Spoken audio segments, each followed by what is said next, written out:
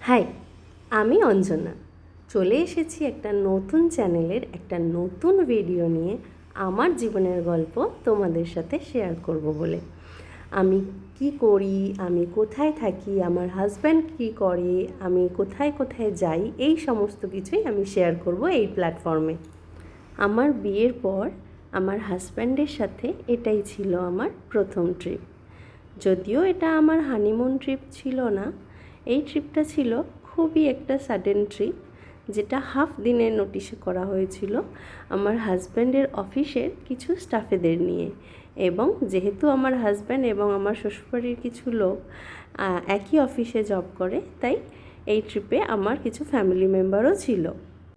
যেহেতু আমার হাজব্যান্ড কর্মসূত্রে চেন্নাইতে থাকে আর আমিও এখন এখানেই থাকি, তাই আমাদের বেশিরভাগ ট্রিপ সাউথ ইন্ডিয়াতে হয়।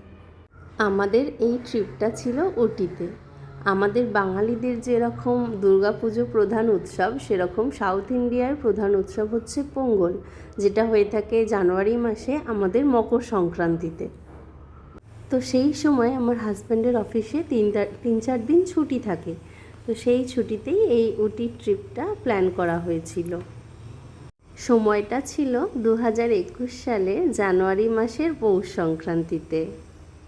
সেদিন দুপুরবেলা আমার হাজব্যান্ড অফিস থেকে হঠাৎ ফোন করে বলে যে ব্যাগপত্র গুছিয়ে নাও, আমরা কোথাও বেরোবো। আমি তখন জিজ্ঞাসা করলাম আমরা কোথায় যাব। তখন আমার হাজব্যান্ড বলল আমাদের একটা ট্রিপ প্ল্যান করা হয়েছে উটিতে, তো আমরা সেই উদ্দেশ্যেই যাব। আমরা রাত্রেবেলা বেরোবো, একটা ট্রাভেলার বুক করা হয়েছে।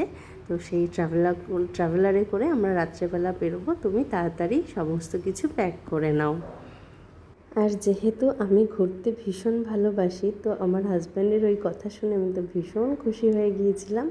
আর তাড়াতাড়ি ব্যাগ প্যাক করে নিয়ে 9টার মধ্যে বেরিয়ে পড়েছিলাম উটির উদ্দেশ্যে। একেই আমি ফটো এডিক্টেড, তার উপরে আমার বিয়ের পর প্রথম ট্রিপ, তো বহুত সারা ফটো তো বানতা হি হ্যায়। আমার হাজব্যান্ড কিছুটা রাস্তা যাওয়ার পর আমরা নেমেছিলাম ডিনার করার জন্য একটা রেস্টুরেন্টে। ডিনারের পরে আমরা কিছু ফটো তুলেছিলাম।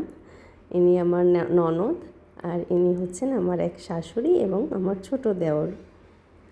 সারা রাত ট্রাভেল করার পর খুব ভোর ভোর আমরা উটির কাছাকাছি পৌঁছে বাস থেকে নেমেছিলাম একটু রিল্যাক্স করব বলে। আর তখনই আমরা কিছু ক্লিপস নিয়েছিলাম ওই মেঘের সাথে পাহাড়ে। তো তারপরে যথারীতি আমরা আবার বাসে উঠে উটির উদ্দেশ্যে রওনা দিয়েছিলাম এবং সকালবেলা আমরা পৌঁছে গিয়েছিলাম উটিতে। তো এই হলো উটির প্রথম ফটো।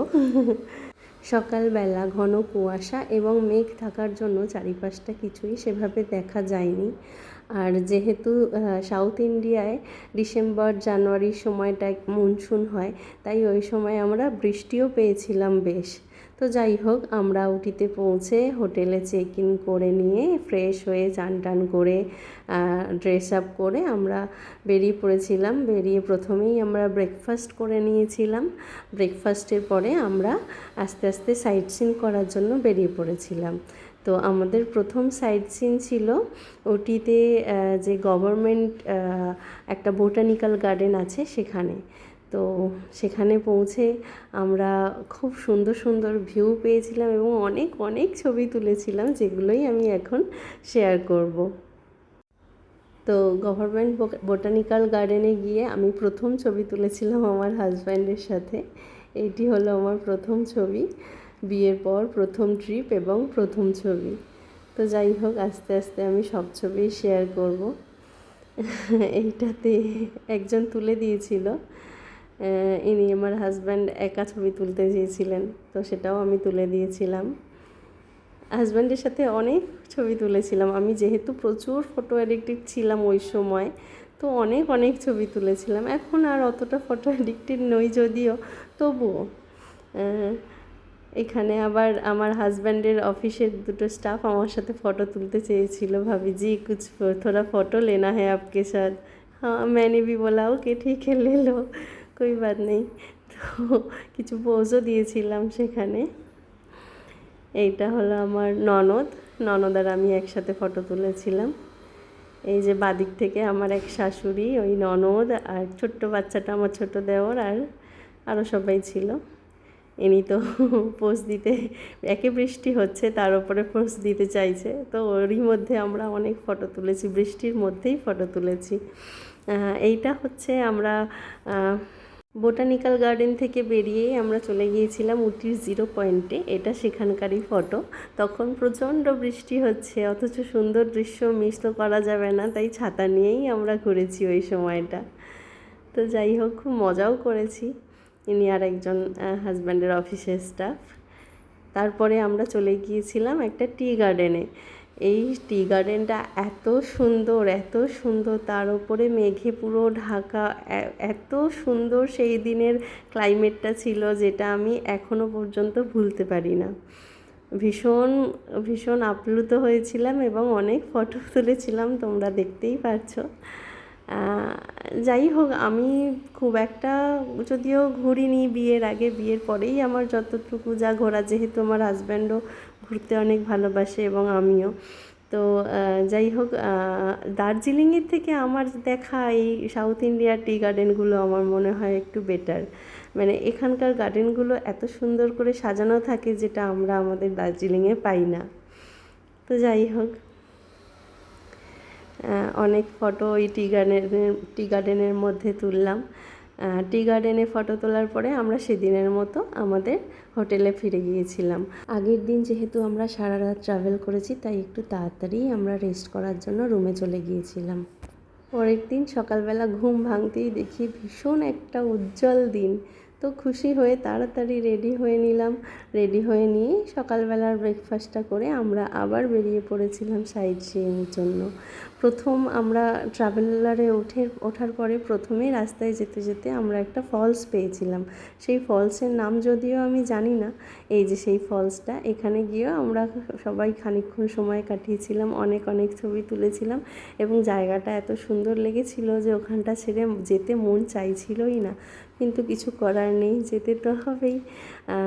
সেই জন্য আমরা ওই কিছু ফটোশ্যুট করে নেওয়ার পরে তারপরে ওখান থেকে রওনা দিয়েছিলাম ব্ল্যাক থান্ডার ওয়াটার পার্কের উদ্দেশ্যে।